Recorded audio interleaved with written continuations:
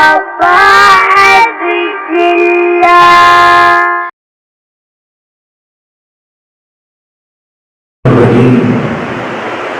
بسم الله الرحمن الرحيم.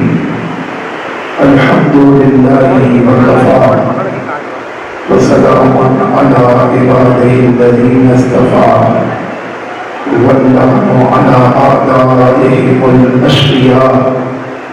أما بعد فقد قال الله تعالى في كتابه الأكمل والأعلى: إنما وليكم الله ورسوله والذين آمنوا الذين يقيمون الصلاة ويؤتون الزكاة وهم راكعون. صلوا على محمد.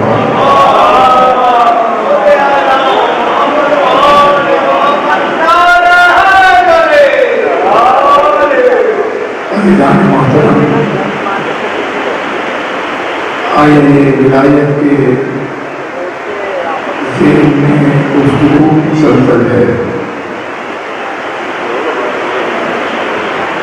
کہ جس میں پروردگار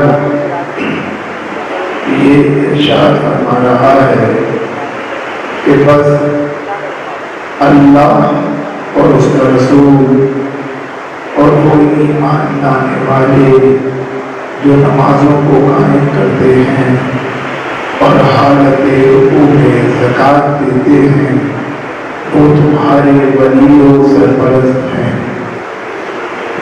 یہ ہے آیہ مبارکہ کا ترجمہ اور اس کے حوالے سے جو موضوع زیر بحث ہے وہ ولی اور ولایت ہے. اور آج اس سلسلے کی یہ چھٹی گفتگو ہے.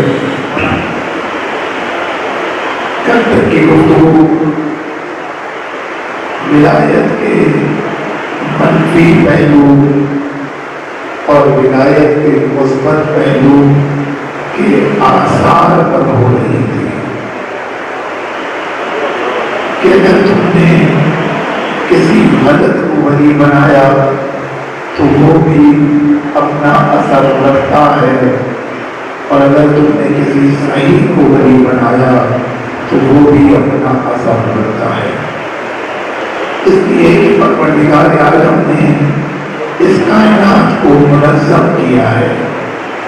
اس کائنات کا نظم اور قانون یہ ہے، مادیات میں بھی ہے اور معنویات میں بھی ہے. میں نے مثال دی تھی کہ اگر تم آنکھ میں چاقو مارو گے تو آنکھ ضائع ہو جائے گی. یہ نہیں ہو سکتا کہ آنکھ میں چاقو مارو اور ضائع نہ ہو. آنکھ آپ کی سالم رہے، یہ نہیں ہو سکتا. اگر سر تن سے جدا ہو جائے تو انسان مر جائے گا، کیونکہ پروردگار نے اس بدن کا قانون یہ بنایا ہے. یہ مادی قانون ہے. اسی طریقے سے معنویات میں بھی ایک ربط ہے جو پایا جاتا ہے. مادیات ہمیں نظر آتے ہیں، ہم سمجھ جاتے ہیں، لیکن معنویات ہمیں نظر نہیں آتے تو ہم غافل رہتے ہیں. مثلا اگر تم گناہ کرو گے تو وہ گناہ بھی اپنا اثر رکھے گا. اگر کوئی نیکی کرو گے تو اس کا بھی کوئی اثر ہے. اگر تم نے نامحرم پر نگاہ ڈالی تو اس کا اثر یہ ہے کہ تمہارے ہوتے ہوئے کام میں رکاوٹ آ جائے گی. اب یہ نہ سمجھنا کہ فلاں نے جادو کر دیا، یہ تمہاری نگاہ کا جادو تھا. ایک سلوات پڑھے گا محمد والے.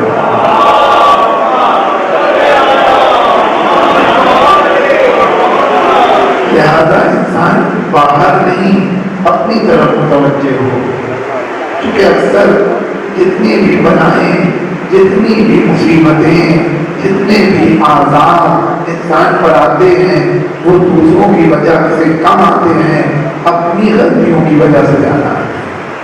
اور قرآن بھی اسی طرف اشارہ کر رہا ہے، روایات معصومین بھی اسی طرف اشارہ کر رہی ہیں، جیسے کہ دعائے کمیل میں مولا کائنات ہمیں تعلیم دیتے ہیں کہ اللہم اغفر لی الذنوب التی تحبس الدعا، پروردگار میرے اس گناہ کو معاف کر دے کہ جس کی وجہ سے میری دعائیں قید ہو گئی ہیں۔ اللہم اغفر لی الذنوب التی تنزل البلاء، پروردگار میرے ان گناہوں کو معاف کر دے جن کی وجہ سے بلائیں نازل ہو رہی ہیں۔ یعنی یہ جو بلائیں نازل ہو رہی ہیں اس کے پیچھے کوئی گناہ ہے، یہ جو دعائیں قید ہو رہی ہیں اس کے پیچھے بھی کوئی گناہ ہے، یہ بے رد نہیں ہے۔ اسی طریقے سے امام کاظم علیہ السلام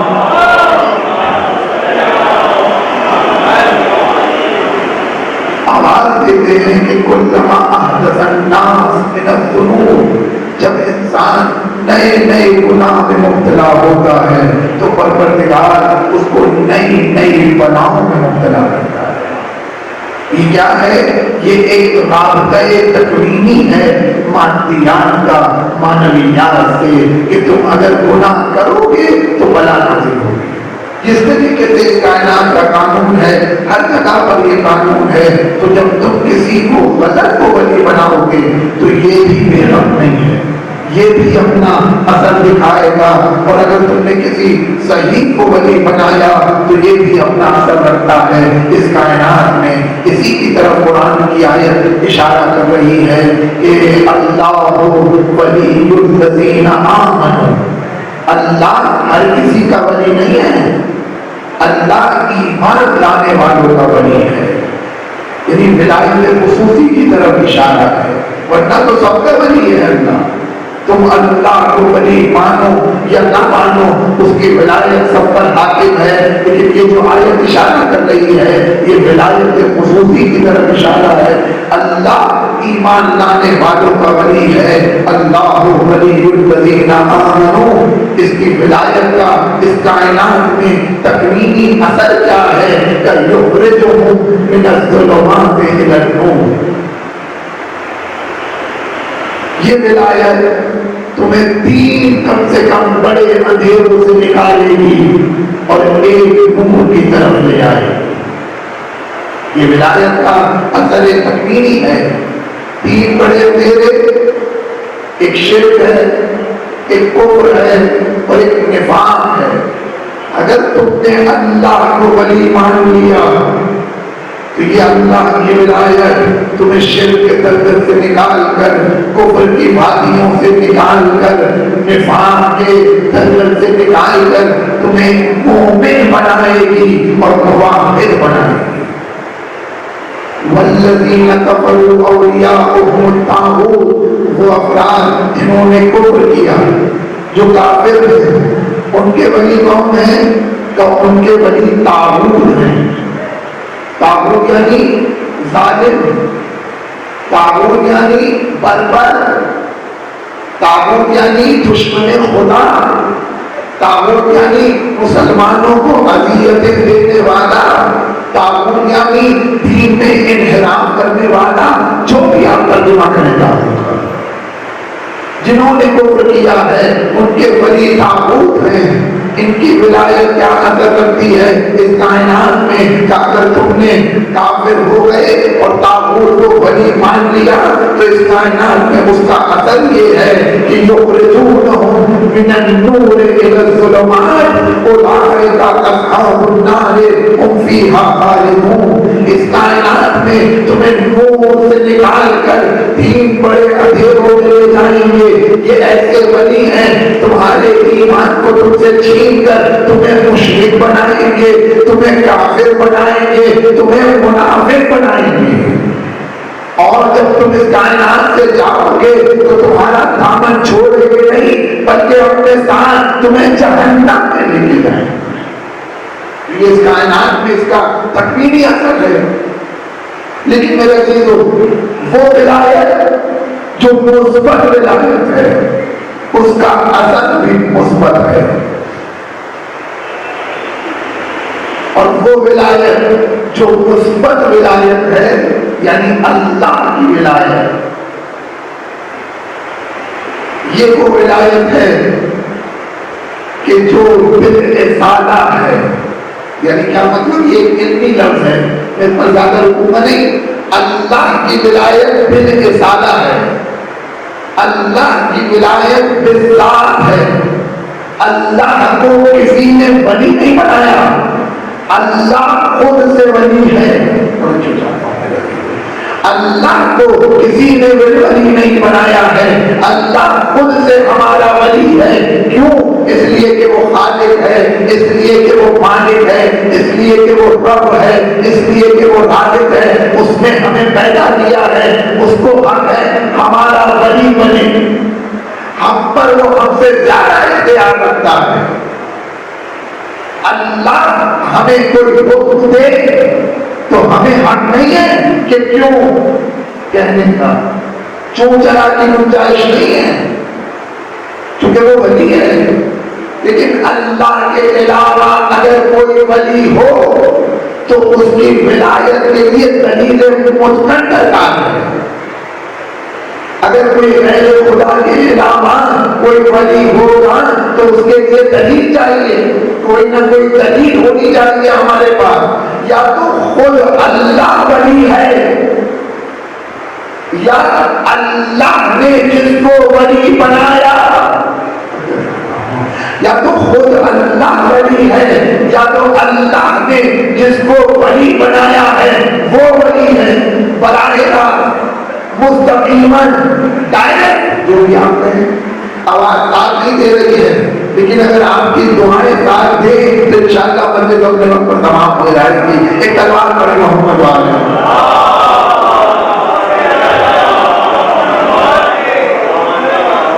اللہ کی ولایت، اللہ کو کسی نے ولی نہیں بنایا، لیکن اللہ کسی کو چاہے تو اپنا ولی بنا سکتا ہے. اس کے لیے دلیل چاہیے کہ جیسے قرآن نے آواز دی انما ولیکم اللہ، یہ وہ ولایت ہے جو ذاتاً ولایت ہے. اللہ کی ولایت کسی کی وجہ سے نہیں ہے بلکہ خود اللہ کی وجہ سے ہے. لیکن اس کے بعد جو ولایت ہے انما ولیکم اللہ ورسولہ، اللہ ولی ہے اور اس کا رسول ولی ہے. اس کے پاس ولایت ایسے آئی کہ جو اللہ ولی ہے اس نے اسے ولی بنایا ہے. یہ دلیل مستند قرآن دے رہا ہے. اور اس کے بعد اللہ ولی اللہ انما ولیکم اللہ ورسولہ. اس کے بعد والذین آمنوا الذین یقیمون الصلاۃ ویؤتون الزکاۃ وهم راکعون. وہ افراد ولی ہیں کہ جو نمازوں کو قائم کرتے ہیں اور حالت رکوع میں زکات دیتے ہیں، وہ تمہارے ولی و سرپرست ہیں. یہ دلیل مستند ہے. لیکن میرے عزیزوں میں یہاں پر ایک لفظ کہوں گا، پروردگار عالم نے اس مقام پر لہجے کو بدلا ہے. اپنے لیے جب ولایت کا اعلان کیا تو صیغہ مفرد کا رکھا، جب رسول کی ولایت کو بیان کیا تو صیغہ مفرد کا رکھا. لیکن جب امام کی ولایت کی بات آئی تو صیغہ جمع کا رکھا. جبکہ مزدار میں ہمیں ایک ہی ملا کہ جس نے حالت نماز اور نماز میں بھی رکوع کی حالت میں زکات دی. زکات پہلے دی ہے، آیت بعد میں آئی ہے. ایک تلوار پڑے محمد والے محمد.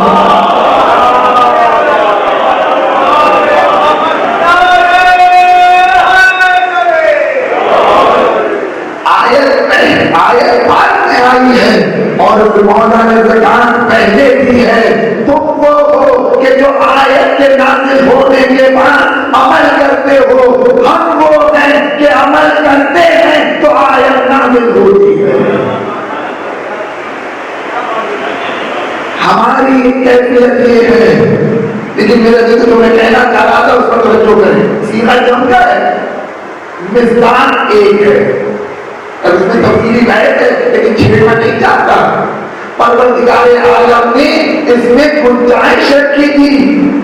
اگر سیما فرض رکھا تو لوگ کہہ سکتے تھے کہ آیت میں گنجائش نہیں تھی ورنہ تو زکات ہم نے بھی دی تھی.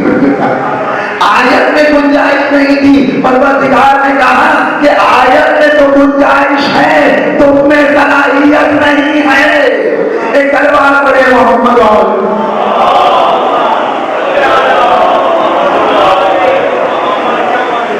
اب چونکہ آج موضوع تھوڑا سا تفصیلی تھا لیکن وقت کم ہو گیا ہے.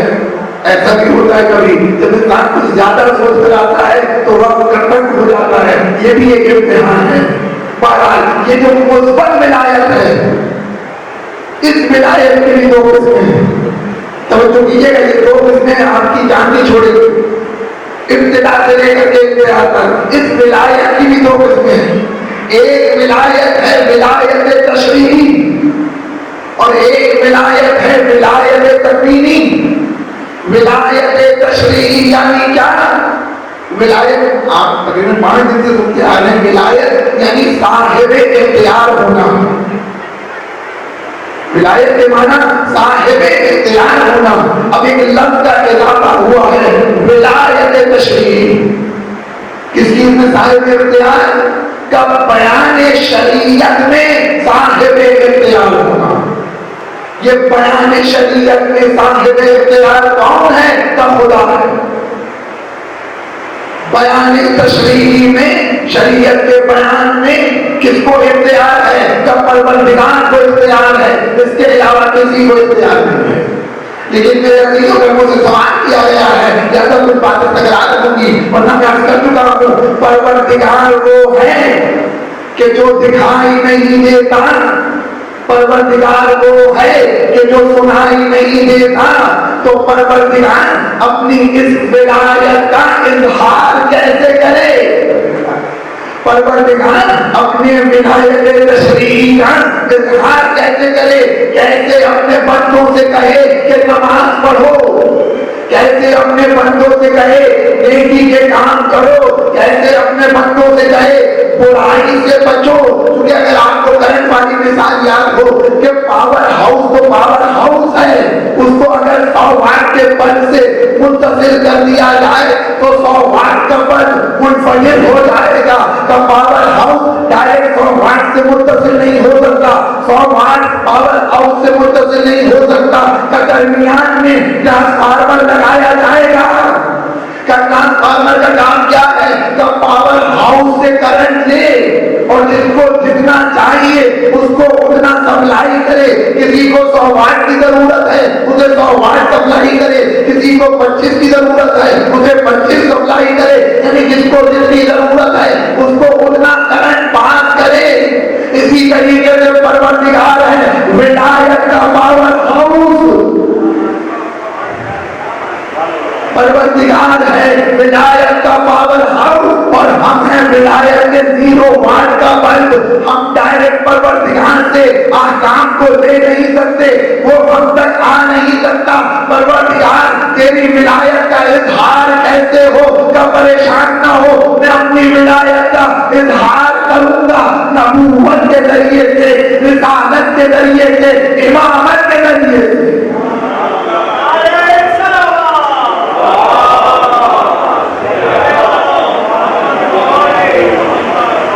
اس کی ولایت کا ظہور ہوگا نبوت کے ذریعے سے, اس کی ولایت کا ظہور ہوگا رسالت کے ذریعے سے, اس کی ولایت کا ظہور ہوگا امامت کے ذریعے سے. اور جس کے پاس جتنی ولایت ہوگی اتنا ظہور ہوگا. جس کے پاس جتنی ولایت ہوگی اتنا ظہور ہوگا. پروردگار اس کے معنی کیا ہے کہ جس کے پاس جتنی ولایت ہوگی اتنا ظہور ہوگا. کہ کسی میں نبی بننے کی صلاحیت ہے, رسول بننے کی نہیں, تو ہم اسے نبی بنائیں گے, رسول نہیں. یعنی اس کے پاس ولایت ہی اتنی ہے کہ وہ نبی بنے, رسول نہیں بن سکتا. لیکن کسی کی ولایت اتنی ہے کہ وہ نبی بھی بنے, رسول بھی بنے لیکن امام نہیں بن سکتا. کہ ہم اسے نبی بھی بنائیں گے رسول بھی بنائیں گے لیکن امام کیونکہ صلاحیت نہیں ہے. لیکن کچھ ایسے ہیں کہ جو نبی بھی ہیں رسول بھی ہیں امام بھی ہیں. چونکہ صلاحیت زیادہ تھی تو پروردگار نے انہیں نبی بھی بنایا رسول بھی بنایا امام بھی بنایا. جیسے جناب ابراہیم جیسے جناب یعقوب جیسے جناب اسحاق جیسے جناب حضرت محمد مصطفیٰ صلی اللہ علیہ وآلہ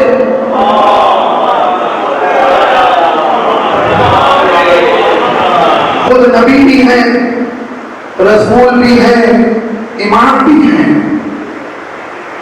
جتنی صلاحیت ہے اتنی ولایت کا ظہور ہوگا. لیکن میرے عزیزو نبی کی ولایت نبوت کے ذریعے سے ظہور پذیر ہوئی. رسول کی ولایت تھوڑا سا موضوع سے ہٹ کے چھوٹا کہنا چاہتا ہوں تاکہ بچے محسوس کریں کہ ولایت ہے کیا. ولایت ایک کیفیت کا نام ہے. ولایت ایک کرنٹ کا نام ہے. اس کرنٹ کے مظہر کا نام ہے نبوت اور رسالت و امامت. کسی کی ولایت نبوت کے ذریعے سے ظاہر ہو رہی ہے کسی کی ولایت رسالت کے ذریعے سے ظاہر ہو رہی ہے کسی کی ولایت امامت کے ذریعے سے ظاہر ہو رہی ہے. لیکن کوئی ایسا ہے کہ جو ولایت رکھتا ہے ایسی ولایت کہ نبوت سے بالا ہے لیکن نبی نہیں ہے. کوئی ایسا ہے کہ جس کی ولایت رسالت سے بالا تر ہے لیکن رسول نہیں ہے. کسی کی ولایت ایسی ہے کہ امامت کے برابر ہے لیکن امام نہیں ہے. پروردگار تو نے ولایت نبوت کی نبی کے ذریعے سے ظاہر کی رسالت کی ولایت رسول کے ذریعے سے ظاہر کی امامت کی ولایت امام کے ذریعے سے ظاہر کی. لیکن کوئی ایسا ہے کہ جو ولایت رکھتا ہے لیکن نہ نبی ہے نہ رسول ہے نہ امام ہے تو اب اس کی ولایت کا ظہور ہوگا تو کیسے ہوگا. پروردگار ہمیں بتا کہ تو نے اپنی ولایت کا ظہور نبوت کے ذریعے سے کیا رسالت کے ذریعے سے کیا امامت کے ذریعے سے کیا. لیکن وہ کہ جو نہ نبی ہے نہ رسول ہے نہ امام ہے اس کی ولایت کیسے ظاہر ہوگی. وہ نہ نبی بن سکتی ہے نہ وہ رسول بن سکتی ہے. اب مجھے نہیں معلوم کہ آپ پہنچے کہ نہیں پہنچے. نہ وہ امام بن سکتی ہے چونکہ خاتون ہے ہمارے قانون کا تقاضا یہ ہے کہ نبی کوئی مرد ہوگا رسول کوئی مرد ہوگا امام کوئی مرد ہوگا. لیکن ایک خاتون ہے کہ جو نبی سے بالا ہے رسول سے بالا ہے امام کے ہمدراز ہے اس کی ولایت کا ظہور ہو تو کہتے ہو حکم ہوا اے پیغمبر جب بھی سیدہ آئے تو استقبال کے لیے کھڑے ہو.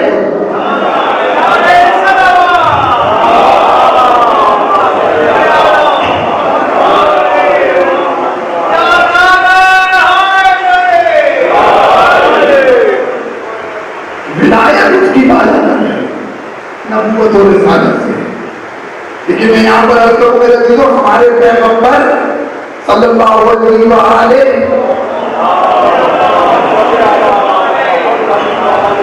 نبی بھی ہیں رسول بھی ہیں امام بھی ہیں. بس آگے بات کیا ہوں کہ وقت تمام ہو گیا. نبی کی ذمہ داری کیا ہے رسول کی ذمہ داری کیا ہے امام کی ذمہ داری کیا ہے. اس پر تھوڑی سی بس بحث کروں گا باقی تفصیل کر. یہ لفظ بتا رہے ہیں کہ نبی کچھ اور ہے رسول کچھ اور ہے امام کچھ اور ہے یعنی ذمہ داریاں الگ الگ ہیں.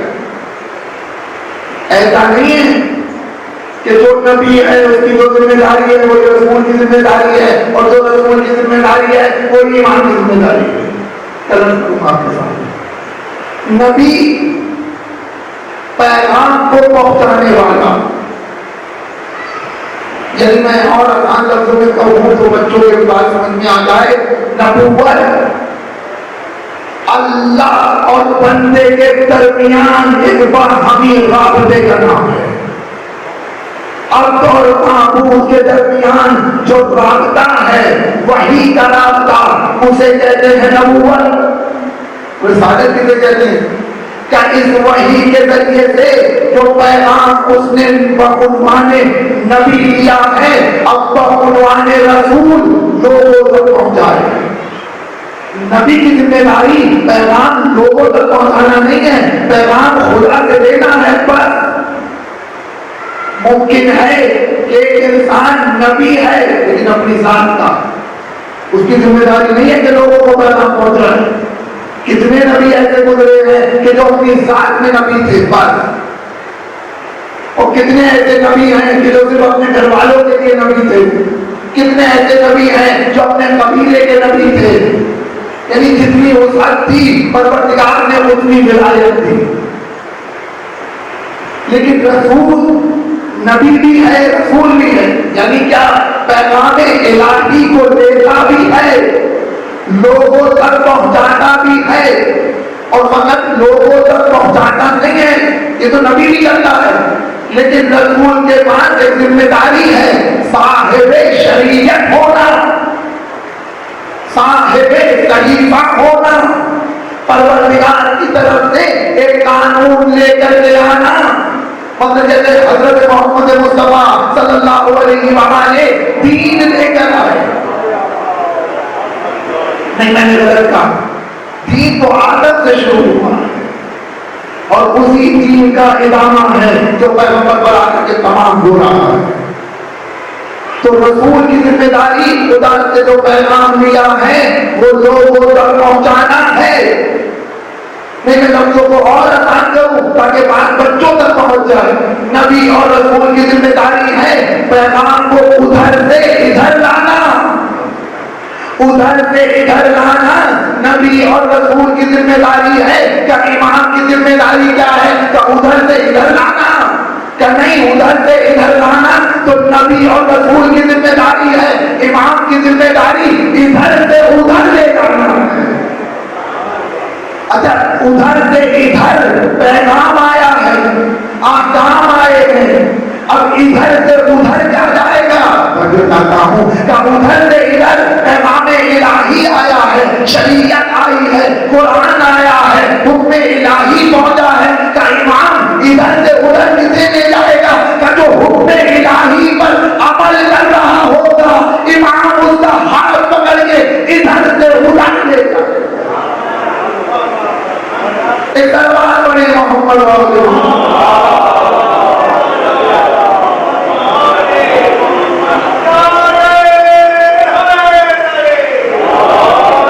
بندے ربی کو میرا بات ہو گیا ہے، اس کی وضاحت کروں گا آپ کے سامنے۔ امام ادھر سے ادھر نہیں لاتا، امام ادھر سے ادھر نہیں لاتا ہے۔ ادھر سے ادھر لانے کو ہماری حوضے کی زبان میں علمی اصطلاح میں کہا جاتا ہے الہ الطریق، جو نبی اور رسول کی ذمہ داری ہے راستہ دکھانا۔ الہ الطریق یہ رسول کی ذمہ داری ہے کہ ادھر سے ادھر لے جانے کو کیا کہتے ہیں؟ کہ ایصال الی المطلوب، منزل تک پہنچانا، یہ امام کی ذمہ داری ہے۔ اور ہر امام اسی لیے آیا ہے۔ اور میں نے عرض کیا کہ کچھ ایسے ہیں کہ جو نبی بھی ہیں، رسول بھی ہیں، امام بھی ہیں۔ جب پیغام کو ادھر سے ادھر لا رہے ہیں تو نبی ہیں، اور جب پیغام کو بعنوان شریعت پہنچا رہے ہیں تو رسول ہیں۔ جیسے جناب ابراہیم، میں لفظوں کے بدل کر کے ایک مثال کے ذریعے سے بچوں کو بولتا ہوں۔ آپ ایک عمارت بنا رہے ہیں، عمارت کون بناتا ہے؟ آپ نے عمارت بناتا ہے، آپ نے عمارت بنوائی مزدوروں کے ذریعے سے، معمار کے ذریعے سے، عمارت آپ کی تیار ہو گئی۔ ہم نے ایک معمار کی معرفی کی کہ یہ اچھا بنانے والے، ان سے آپ اپنی عمارت بنوا لیں، کہ نہیں اب ہماری عمارت تیار ہو گئی ہے، اب ہمیں بنانے والے نہیں چاہیے، یہ عمارت بن گئی ہے، اب ہمیں بچانے والے چاہیے۔ تو جو چاہتا ہوں مثال پر، معمار عمارت بناتا ہے، اب چونکہ عمارت بن چکی ہے ہمیں معمار کی ضرورت نہیں ہے، اب ہمیں محافظ کی ضرورت ہے۔ بھائی دین کو بنانے والا یعنی دین کے پیغام کو پہنچانے والا، دین کا معمار کون ہے؟ کیا نبی ہے؟ جب دین کی عمارت کو ابراہیم بنا رہے ہیں تو نبی ہیں، اور جب بچا رہے ہیں تو امام ہیں۔ یعنی ایک ہی وقت میں دو عہدے ہیں، نبی بھی ہیں، رسول بھی ہیں، امام بھی ہیں۔ جب عمارت بنا رہے ہیں تو نبی ہیں، جب بچا رہے ہیں تو امام ہیں۔ اسی طریقے سے ہمارے رسول جب بنا رہے ہیں تو نبی ہیں، اور جب بچا رہے ہیں تو امام ہیں۔ لیکن جب دین کی عمارت بن گئی تو اب بنانے والے کی ضرورت نہیں۔ تو قدرت نے کہا نبوت کا سلسلہ ختم، قدرت نے آغاز کی رسالت کا سلسلہ ختم، اس لیے کہ دین کی عمارت بن گئی، اب بنانے والے کی ضرورت نہیں ہے، بچانے والے کی ضرورت ہے۔ اب نبی نہیں آئے گا، اب رسول نہیں آئے گا، لیکن میں نبی بھی ہوں، میں رسول بھی ہوں، میں امام بھی ہوں۔ جب بنا رہا تھا نبی تھا، اب جب بچا رہا ہوں تو امام ہوں۔ تو اب میرے پاس چونکہ ہمیں ایمان کی ضرورت نہیں ہے، نبوت اس لیے ختم ہو رہی ہے، لیکن جو امامت میرے پاس ہے اب وہ آگے بڑھے گی۔ اسی لیے تو غدیر کے میدان میں آواز دی، من کنت مولا فہذا علی المولا، جس کا میں مولا ہوں وہ ساری مولا۔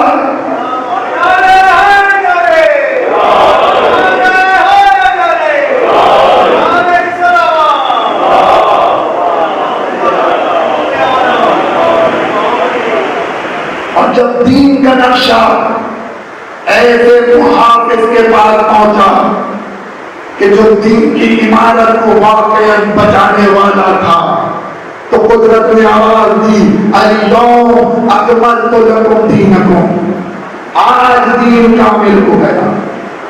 کل کروں کا وقت نہیں ہے، کیا کروں، بہت سی باتیں آ رہی ہیں ذہن میں، آج دین کامل ہو گیا۔ تو غرض کی طرح سے بات شروع ہوئی۔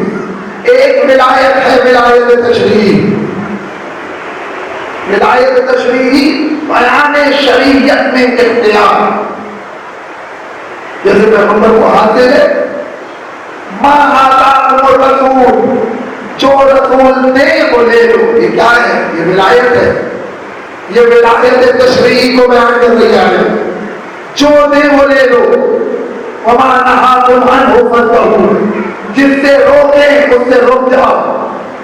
یہ ولایت تشریعی ہے۔ اب یہ نہیں ہو سکتا کہ ہم پیغمبر سے یہ جو لیں گے اور وہ نہیں لیں گے، نہیں، آیت کہہ رہی ہے جو دے وہ لو۔ یہ نہ کہنا کہ ہمارے لیے قرآن کافی ہے، نہیں، جو پیغمبر دیں وہ لو۔ پیغمبر نے کیا دیا؟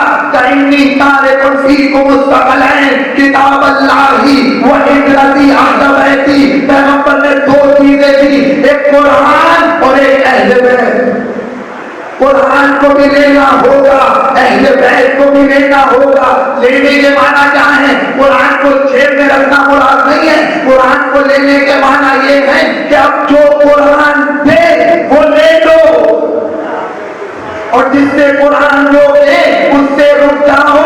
جو اہل بیت دے وہ لے لو، اور جس سے اہل بیت روکے اس سے رک جاؤ۔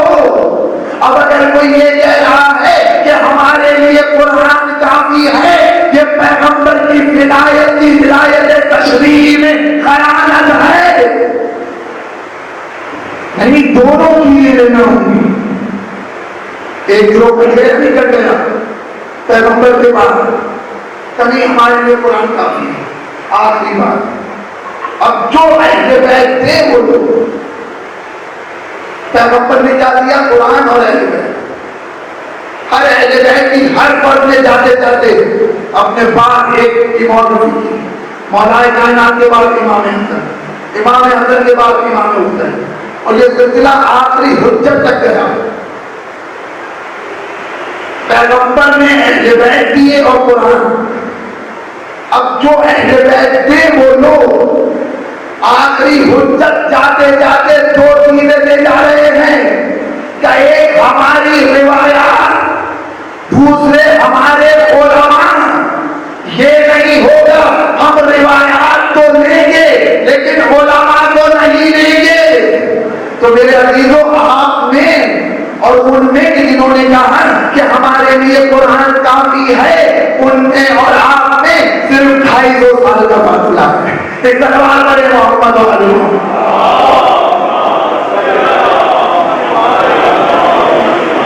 سچ کہہ رہا ہوں، آپ سے کوئی مذاق نہیں کر رہا ہوں، کوئی شوخی نہیں ہے. صرف 250 سال کا فاصلہ ہے. آپ صرف 250 سال کے شیعہ ہیں اور اس کے بعد پھر وہی حال ہے جو ان کا ہے. اس لیے قرآن کہہ رہے جو پیغمبر نے وہ لو، پیغمبر نے اہل بیت دیے. اب اہل بیت دیے تو اہل بیت جو تھے وہ لو. اہل بیت نے جو دیا ہے وہ لینا ہوگا. اگر روایات دی ہیں تو روایات کو ویسے لو جیسے اہل بیت نے دی. اگر علماء دیے ہیں تو علماء کو ویسے لو جیسے انہوں نے دیا. اگر تم نے لے لیا تو ہمارے شیعہ ہو، ورنہ صرف 250 سال کا فرق ہے بس. میں اس کی وضاحت انشاءاللہ کل کروں گا آپ کے سامنے. تو ولایت تشریعی اور یہ قانون اور یہ نظام پروردگار نے اس لیے رکھا ہے تاکہ ہم اور آپ ہدایت پائیں. یہ جو دین نازل ہوا، یہ جو قرآن نازل ہوا، یہ آسمانی کتابیں آئیں، یہ صحیفے آئے، یہ نبیوں کو بھیجا، رسولوں کو بھیجا، امام کو بھیجا. کیوں بھیجا؟ تاکہ ہم اور آپ ہدایت پا جائیں. اس کے علاوہ کوئی اور دوسرا ہدف نہیں ہے. تم کمال کی منزلوں کو طے کرو. یہ راستہ اس لیے ہے اگر تم ان سے قریب ہوگے تو تم باکمال ہوگے، اور اگر ان سے دور ہوگے تو تم بے ہدف ہوگے. ہمارا نقصان نہیں ہے. ہم نے اس لیے بھیجا ہے. اور اب ان کے لینے کا مطلب یہ ہے کہ یہ جس کو پسند کرتے ہیں اسے لینا ہوگا، یہ جس سے نفرت رکھتے ہیں اس سے دور ہونا ہوگا. اگر ہمیں امام حسین سے محبت ہے یہ ہے تو اب ہمیں ہر اس چیز سے محبت ہونی چاہیے کہ جس چیز سے حسین کو محبت ہے. اگر حسین کہہ دیں اتنی محب الصلاۃ کہ میں نماز کو چھوڑ سکتا ہوں، تو حسین کا چاہنے والا ایسا ہو کہ جو نماز کو دوست رکھے. چونکہ محبت کا تقاضا یہ ہے، محب کی محبت کا تقاضا یہ ہے کہ محبوب کے قلب میں رنگ جائے. ایک سوال کرے محمد علی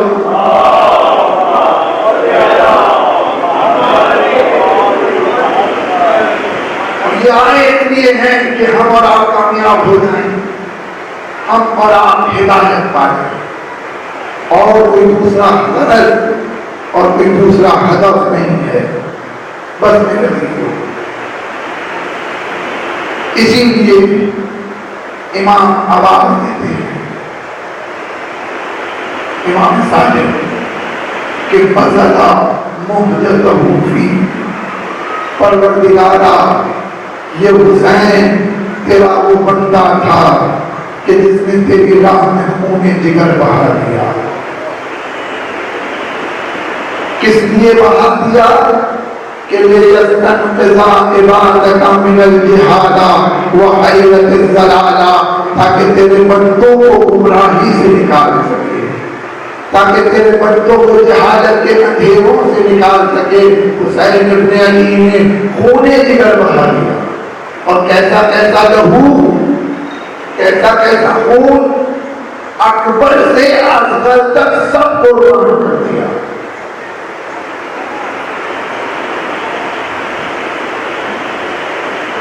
جو تھا سب دے دیا. کس لیے؟ تاکہ تم ہدایت پا جاؤ، تم جہالت کے اندھیروں سے نکل آؤ. لیکن اس کے بعد بھی ہم گمراہی کے دلدل میں پھنسے رہیں، ہم علم کی تب و دو میں نہ لگیں. تو حسین کا شکایت کریں گے کہ نہیں کریں گے؟ ارے میں نے اکبر اور اصغر قربان کر دیا، میں نے سب کچھ اس راہ میں قربان کر دیا تاکہ تم ہدایت پا جاؤ. کل حسین کو حق ہے شکایت کرنے کا. اس لیے حسین ابن علی نے کربلا کے میدان میں بھرا گھر لوٹا دیا. اور ایسا حسین اتنا قریب کہ جس نے کبھی کچھ نہیں مانگا، کچھ نہیں مانگا، بلکہ ہمیشہ سائل کو کچھ نہ کچھ دیا ہے. روزے پر روزے رکھے، فاقے پر فاقے کیے، لیکن مانگنے والے کو خالی ہاتھ جانے نہ دیا. آج زمانہ حسین کو کس موڑ پر لے کر کے آ گیا. وہ حسین کہ جس نے ہمیشہ دیا ہے، آج اس پر کیسا وقت آ گیا اپنے 6 مہینے کے بچے کے لیے پانی مانگنے جا رہا ہے. کتنا سخت ہے حسین کے لیے. راوی کہتا ہے کہ حسین ابن علی نے کربلا کے میدان میں چند استغاثے بلند کیے اور کوئی استغاثہ حسین کا خالی نہیں گیا. جب بھی حسین نے استغاثہ بلند کیا کوئی نہ کوئی نصرت کے لیے حسین کی آیا ہے، لبیک کہتا ہوا آیا ہے. حسین کا کوئی استغاثہ خالی نہیں گیا. ایک مرتبہ آواز دی، هل من ذاب يضب عن حرم رسول اللہ. کبھی آواز دی، هل من ناصر ينصرنا. کبھی زعفر جن آئے، مولا نے واپس کر دیا. کبھی ملائکہ کا لشکر آگ کا گول لے آیا، مولا نے واپس کر دیا. ایک مرتبہ استغاثہ بلند ہوا. تاریخ کہتی ہے سید سجاد گھٹنیوں کے بل چلے آ رہے ہیں. حسین نے یہ کہہ کر واپس کر دیا، سجاد تمہارا جہاد کربلا نہیں ہے.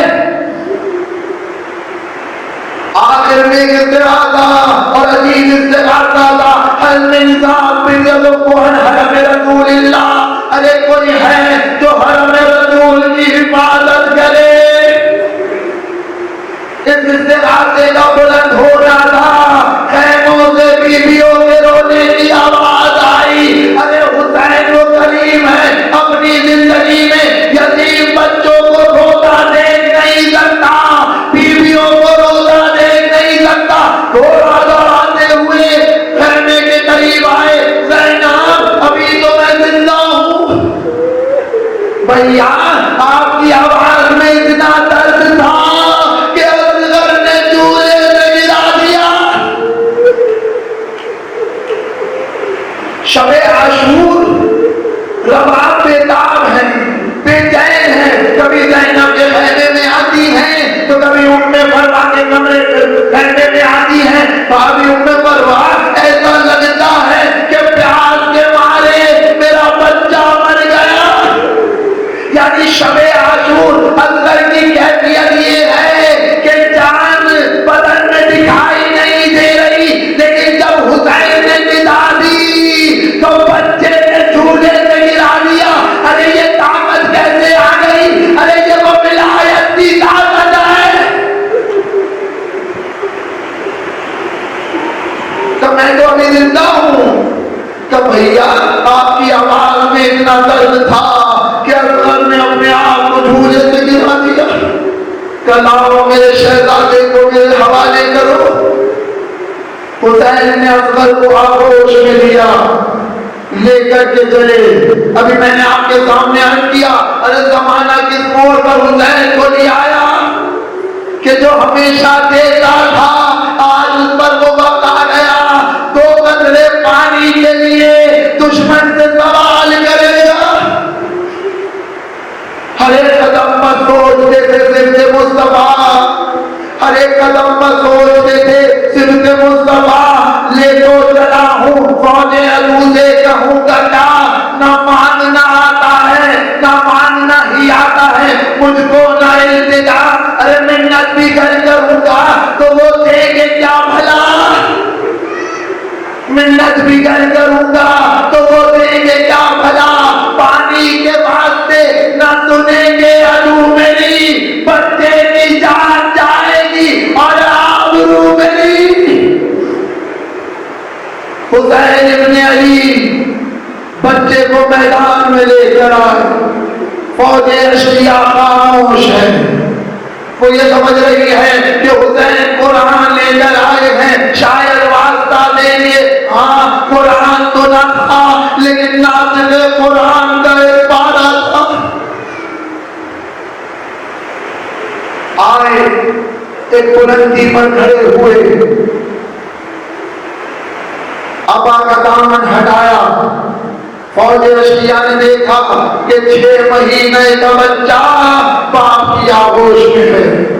آواز دی یا قوم ان لم ترحمونی فرحموا ھذا الطفل. اے قوم جفاکار, مجھ پر رحم نہیں کرتے تو نہ کرو لیکن بچے پر تو رحم کر لو. یا قوم ان لم ترحمونی فرحموا ھذا الطفل, اس بچے پر رحم کرو. اب اما ترون کیف یتلقی, ارے تم نہیں دیکھتے کہ بچہ پیاس کے مارے کیسے تلذی کر رہا ہے. آپ کو معلوم ہے عرب لفظ تلذی کہاں استعمال کرتا ہے, بس اس کو سن لے مجلس تمام ہو جائے گی. عرب لفظ تلذی کہاں استعمال کرتا ہے؟ جب مچھلی کو پانی سے نکالتے ہیں اور خشکی میں رکھتے ہیں تو مچھلی پیاس کے مارے اپنے مقام پر اچھلتی ہے, اور جب اچھلنے کی طاقت نہیں رہ جاتی تو اپنے مقام پر کروٹیں بدلتی ہے, اور جب کروٹ لینے کی بھی طاقت نہیں رہ جاتی تو پیاس کے مارے کبھی منہ کھولتی ہے کبھی بند کر لیتی ہے.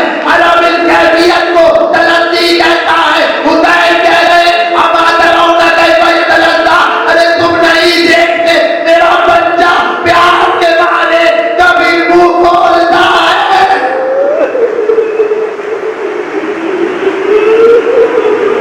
فوج اشیاء منہ پھیر پھیر کے رونے لگی. عمر دار پریشان ہوا کہیں انقلاب نہ آ جائے. اس نے آواز دی اینا اینا حرملا ایتا کلام الحسین, ارے حرملا کہاں ہو, حسین کے کلام کو منقطع کرو. حرملا سبوں کو چیرتا ہوا آیا. اس گھڑی دی ہے شبی کی آنکھ نم, تھک گیا